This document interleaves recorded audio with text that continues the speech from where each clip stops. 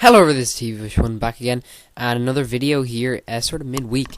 It is currently Tuesday, and I'm just finished off watching NXT. I know this is very late. It came out Thursday, but that was sort of the time when I went to London. I might talk about that in a future podcast. I talked about over the Christmas holiday break one. I think I said that I would be going to London, and now I did, and I'm back and into the school year. Unfortunately, fortunately for some people who like to, just get back into the mood of it, but it was fine, back into it. Anyway, NXT here, this is the first of the 2015, Happy New Year to all you guys out there, if you haven't said already. This is my first video of the new year, so I'm happy to be back, 2015. I think it's my first video of the new year. Yeah, I think it probably is. I think I've posted one that came out like in the first, just that night on Christmas Eve, New Year's Eve. But anyway, this is NXT, which happened to fall on the 1st. So I'm just really glad to see you all here, guys, and let's talk about what happened in it. So NXT for the 1st of January 2015. Can't believe it's already here. Anyway, so we start off. We get a nice tag team match, sort of follow up from Or Evolution. Not the same match, but it sort of promos the match we had, the Vaudevillains and the Lucha Dragons. Lucha Dragons, of course, defending their tag team championships. This one is going to be between the Lucha Dragons and Ty Dillinger and Jason Jordan. As you might know, I'm not too high on Ty Dillinger and Jason Jordan. They're sort of like the jobbers of NXT. Pretty impressive bills from Ty Dillinger and Jason Jordan. They look great. Their in-ring ability isn't. I haven't seen anything special. They're quite grappled guys. They're quite sort of your traditional type of strong grapplers. They move around pretty well, and I think that they are just promoting a lot of teams. They're doing a lot of good in the NXT, and I can't really say any wrong for them. Anyway, Sin Cara, of course, the Lucha Dragons win this one. Sin Cara with a lovely sunset flip from the top. We get a big interruption from the Vaudevillains who come in and attack the Lucha Dragons after their match. What a very cheap shot. Just really annoying to see them out there. Aiden English gets a running flip. Something else. Simon Gotch is still attacking as well, but taking a step back for Aiden English to take sort of limelight for the Vaudevillains. He's sort of the main guy, and he does the whatever he wants. Gets rages, kind of shows his character out there, and wants that match. So we see the rage side of Aiden English, and you know he means business when he demands that match. So that's what we're gonna get next week. It will be the Vaudevillains versus the Lucha Dragons for the Tag Team Championships next week. A championship match, which is going to be nice to see. I think it announces this later on the night as well, but we already know anyway. In our next one, Bull Dempsey talks to CJ Parker backstage in one of our many backstage segments of the night. We usually get a lot of backstage time on NXT, but they're very short and crisp, like 30 seconds to 1 minute long for each of them. Of course, Bull Dempsey is just in his feud with Baron Corbin, which hasn't even got to a match yet, but it already feels like they're prime enemies. It's done right here, and we're only just starting off. Baron Corbin, of course, promoting CJ Parker here in his match. CJ Parker comes off as a heel type guy who's sort of forming a barrier between these two men, Baron Corbin and Bull Dempsey. If you ask me, I think Baron Corbin is getting a bit more heat here. More cheer, more boo, just a bit more heat in all. Baron Corbin.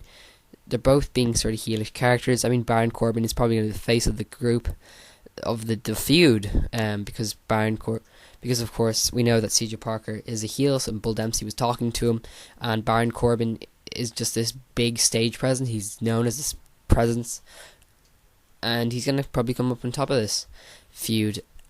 He's going to get some wins, and maybe Bull Dempsey's going to get some wins against each other or in different separate matches.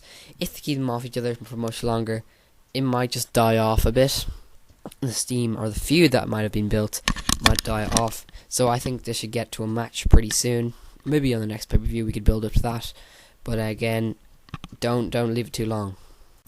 Next on the show, we get Blue Pants defeating Carmella in our next match, and it was Enzo Amore. Of course, I like him.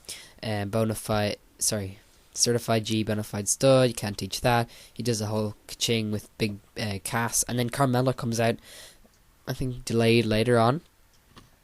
She obviously gets distracted again by Enzo Amore. He's been doing this a few times. It's really annoying.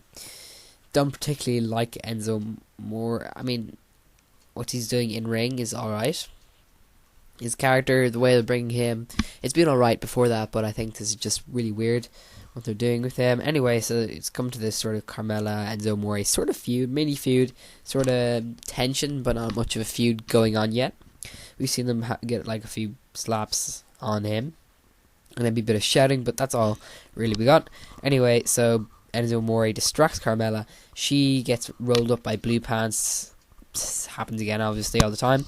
The typical win in WWE nowadays. Roll up pin. Blue Pants gets a big, gigantic cheer. Everyone knows that Blue Pants she's lost about 2 times to Carmella, and now she finally gets the win. Cass just sort of is the mediator of the sort of shouting and tension between Enzo Amore and Carmella, and then we get to see Blue Pants celebrate while the others get out of the ring.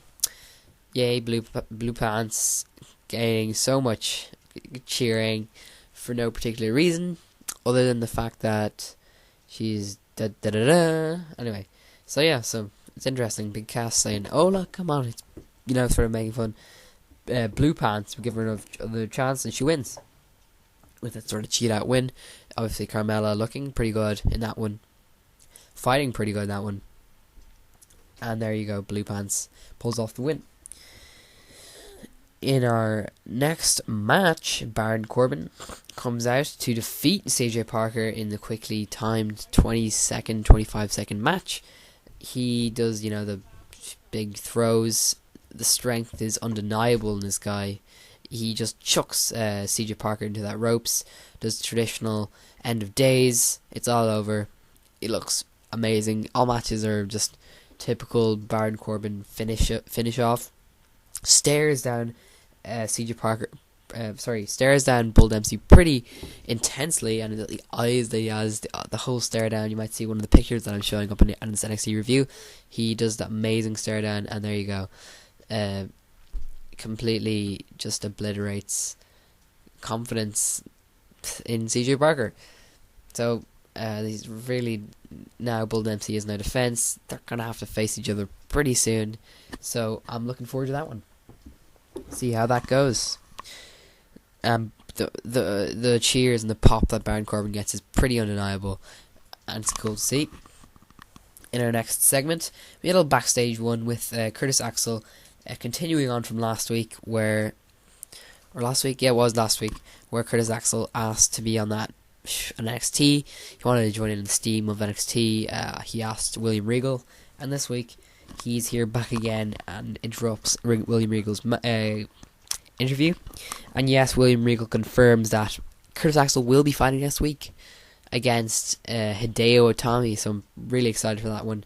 Nice to see Hideo Itami in a singles match here. Haven't seen him in a singles match ever. I know he's really big in Japan. I've heard them saying that he was as big as John Cena or Ric Flair. I mean, he was as big as Ric Flair over in Japan as Ric Flair was here was in the US. So, some big match, I think, to watch. I think he's definitely gives you a reason to tune into NXT next week. Just a great matchup here. Curtis Axel, the likes, who's won some pretty big matches, and if you remember, a 2-time or 1-time Intercontinental Champion, and that run that sort of lasted not too long, wasn't too successful, but he did become an Intercontinental Champion for a short while there, and had that sort of unsuccessful dodgy tag team with Rybaxel, which I hated that. Just saying the name as well. That's so stupid. But yeah, again, Curtis Axel, I'm excited for him. If this ends up being a feud, which I don't think it will be, I hope that William Regal takes a step back and enjoys this new competitor taking in. I think he should be happy that I'm proud that he's reined in some people who are on the main roster, and all steam ahead for Curtis Axel. Let's see if his career blossoms from something like this, and it could boost the confidence of other people who left the main roster. Maybe they can come back into NXT and do some work there. Yeah, so again, I hope it goes all well for Curtis Axel. Not too surprised if he has a good few matches in NXT, but that's all to come.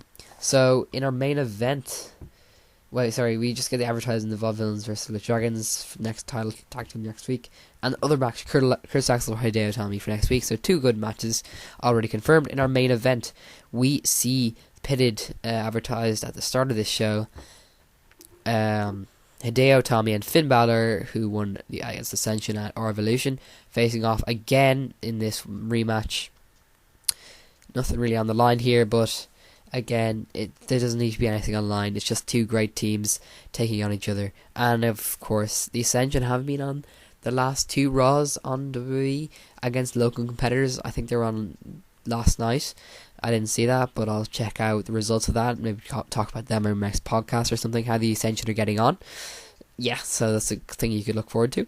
But then again, the Ascension here, quite strong as usual, looking pretty awesome, coming out together. Then we see Hideo Itami come out first, and then Finn Balor follow off with a new sort of weird intro, but same song, but it's just different sort of intro. I guess he's going to keep that face paint and cool costume to the pay-per-views, which I think is a good idea. To those NXT pay-per-views, a special occasion with the cool entrance of smoke on these main NXT shows. He just goes on with the normal attire. Doesn't want to outshine Hideo Itami in any way. I mean, he's already getting a bigger pop than Hideo Itami. But again, Hideo Itami, he needs to shine his own right. So if you're putting him together as a team, I wouldn't say that having Finn Balor with all the attention would be a good idea. So definitely sort of even it out between the 2. I think Finn Balor is obviously getting a little more work in this match. He gets like 5 or 10, 7 or 8 minutes to work with Victor and Connor. Connor consistently being just a strong man, gets a beautiful uppercut and smashes Finn Balor during the break. After we come back, he works with Victor and tags in Hideo Itami. Hideo Itami working a bit at the start, but here he comes into shining. Another fast-paced bit of momentum for Hideo Itami. He goes in all guns a-blazing, helps Finn Balor out graciously, and Finn Balor obviously gets a beautiful back kick, nearly knocks out the giant that is Connor. And Hideo Itami, it all goes a bit crazy with the others, but Hideo Itami gets a spinning kick on Victor and wins in time of about 15 minutes, or 12-15 minutes to finish the match off. I also forgot to mention another Divas bit was between the likes of Charlotte coming out, who defended last week, the women's champion as we know.